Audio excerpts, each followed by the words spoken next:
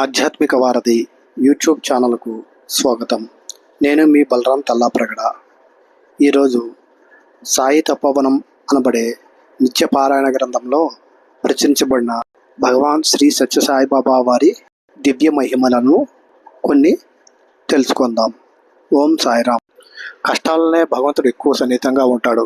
పాండవులు అరణ్యవాసం పూర్తి చేసుకుని ఇంటికి తిరిగి వచ్చారు. కుంతీదేవి ఎంతో ఆనందంతో శ్రీకృష్ణునికి నమస్కరించింది. అత్త, నీకు ఇంకా ఏమి కావాలో కోరుకో, నేను ఇస్తా అన్నాడు శ్రీకృష్ణుడు. కృష్ణ, నా కుమారులు అడవిలో కందమూలాదులు తింటూ పడరాన పాటలు పడటం చేతనే నీవు నిరంతరం వారి వెంట ఇంట జంట ఉండి కాపాడుతూ వచ్చావు. కాబట్టి నీ అండదండలు, నీ అభ్యత, నీ సామీప్యము నాకు కావాలంటే నిరంతరము నీవు నాకు కష్టాలనే ప్రసాదించు అని ప్రార్థించింది. ఇటువంటిదే శ్రీ సత్యసాయి చరిత్రలో ఒక చక్కని సంఘటన ఉన్నది.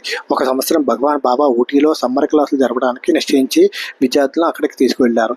సమ్మర్ క్లాసులు పూర్తయిన తర్వాత బెంగళూరు బయలుదేరే ముందు బాబా పిల్లలతో, మీరు ఎలాగో ఊటీ వచ్చారు కనుక ఒకసారి సైట్ సీయింగ్కి వెళ్ళి రండి, భగవంతుని సృష్టిలోని వింతలను చూసి రండి అన్నారు. వారు, మా వెంట మీరు కూడా రావాలి, లేకపోతే మేము వెళ్ళం అని పట్టుబట్టారు. అక్కడ స్వామితో ఫోటోలు తీసుకోవాలని వారి ఉద్దేశము. ఇప్పుడు స్వామి సరేనని బస్సులు ఏర్పాటు చేసి ఊటీలో దొడబెట్ట అనే ప్రదేశం ఉంది. అది 8,000 అడుగుల ఎత్తులో ఉంది.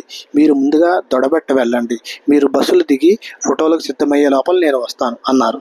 వారందరూ బయలుదేరిన తర్వాత భగవాన్ బాబా నందనవనం నుంచి కారులో దొడబెట్ట బయలుదేరారు. బాబా బయలుదేరిన తర్వాత ఎవరో ఇద్దరు యువకులు స్వామిని చూడాలని నందనవనం చేరుకున్నారు. స్వామి నందనవనం లేరు, తొడబెట్ట వెళ్ళారు అని తెలిసింది. ఎలాగైనా స్వామిని చూడాలని వారు మోటార్ సైకిల్పై స్పీడ్గా స్వామి కారు వెనక వస్తున్నారు. ఎవరి పిల్లలు ఇంత స్పీడ్గా వస్తున్నారేంటి, ఎవరు రౌడీలు కావచ్చా అని అన్నారు. ఎవరు కారులోని కొందరు, కాదు తెలియకుండా మాట్లాడకూడదు, వారు స్వామి దర్శనం కోసం వస్తున్నారు అన్నారు స్వామి. ఒక మలుపు దగ్గరకు వచ్చేసరికి స్వామి కారు ప్రక్కకు వచ్చి స్వామి చూడాలనే ఆతృతతో స్పీడ్గా దగ్గరికి వచ్చేశారు. కానీ ప్రమాదవశాత్తు బ్యాలెన్స్ తప్పడం చేత మోటార్ సైకిల్ కింద పడిపోయింది.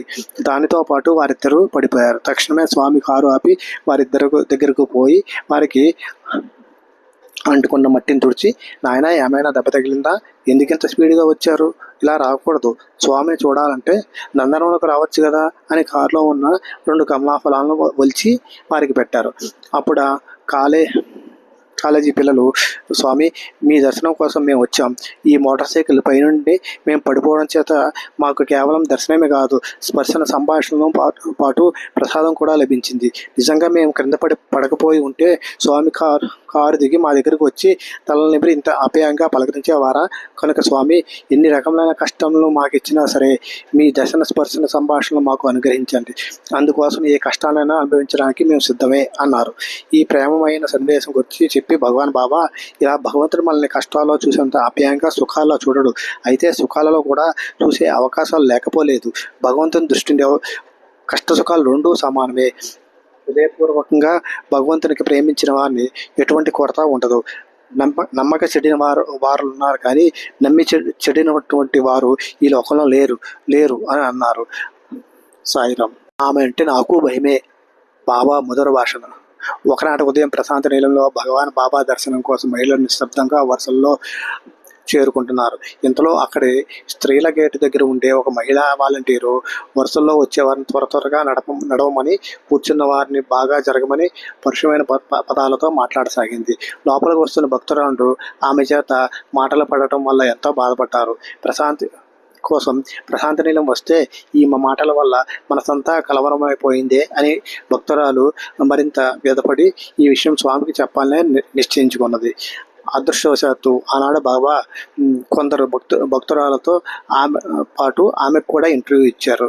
ఆమె అటువంటి మాత్రమైన అవకాశం తన వ్యక్తిగతమైన విషయం విన్నవించుకోవడానికి వినియోగించకుండా ఆ మహిళా వాలంటీరు పరుష భాషణ గురించి స్వామికి చెప్పాలని భావించింది. ఇంటర్వ్యూ గదిలోకి వెళ్ళగానే ఆమె, స్వామి మహిళల వైపు ఆ వాలంటీర్ చూసారా, ఎన్ని మాటలు అంటున్నదో, ఎంత కఠినంగా మాట్లాడుతుందో, ఇక్కడికి వచ్చినా కూడా మనశ్శాంతి లేకుండా చేస్తున్నది, ఆమెను ఆ గేటు దగ్గర ఎందుకు ఉంచారు స్వామి అని తన బాధను వ్యక్తపరిచింది. ఆ మాటలు విని సత్యసాయిబాబా వారు సింహాసనం నుంచి ముందుకు వంగి, బంగారు నీకు ఒక రహస్యం చెప్తాను విను, ఆమె అంటే నాకు భయమే, అన్నారు. ఆ భక్తురాలు ఆ మాట విని ఆశ్చర్యంతో ఆనందంతో ఒకటే నవ్వుకున్నది. ఆ గది అంతా నవ్వులతో నిండిపోయినది. భక్తులకు భగవాన్ బాబా ప్రబోధించిన ఒక ఆధ్యాత్మిక పాఠం ఇది. స్వామి ఆ మాటలు విని కోపగించి ఆ వాలంటీర్ని పంపించి వేయలేదు. కేవలం ఒక చిన్న మాటతో ఆ భక్తురాలి దుఃఖాన్ని మటుమాయం చేశారు. మీకు కూడా ఏదైనా కష్టం వచ్చినప్పుడు నా మాటలు, నా సంభాషణలు గుర్తుకు తెచ్చుకుని ఆనందం పొందండి. మీ కష్టాలను అవలీలగా మర్చిపోగలుగుతారు అని బాబా ప్రబోధించారన్నమాట. తరువాత ఆ భక్తురాలు మరలా దర్శనానికి వచ్చేటప్పుడు ఆ వాలంటీర్ చేత అలా మాటలు పడుతూనే ఉంది. ఆ మాటలు పడినప్పుడల్లా సాయి కన్నయ్య మధురమైన మాటలు గుర్తొచ్చి హాయిగా నవ్వుకుంటూ ఉంది. అందువల్ల ఏ కష్టం వచ్చినా సరే స్వామి దివ్య సంభాషణలను, దివ్య ప్రవచనాలను తలుచుకోండి. కలిగిన కష్టం మేఘమలే కదలి వెళుతుంది. ఈ విధంగా అఖండ సచ్చిదానంద పరబ్రహ్మ స్వరూపమైన సత్యసాయి భగవానుడు అపారమైన అనుగ్రహంతో లోకానికి ఆనందానుభూతిని కలిగిస్తూ ఈ సంసార సాగరాన్ని అవలీలగా తరించేలా చేస్తున్నారు. సాయిరాం.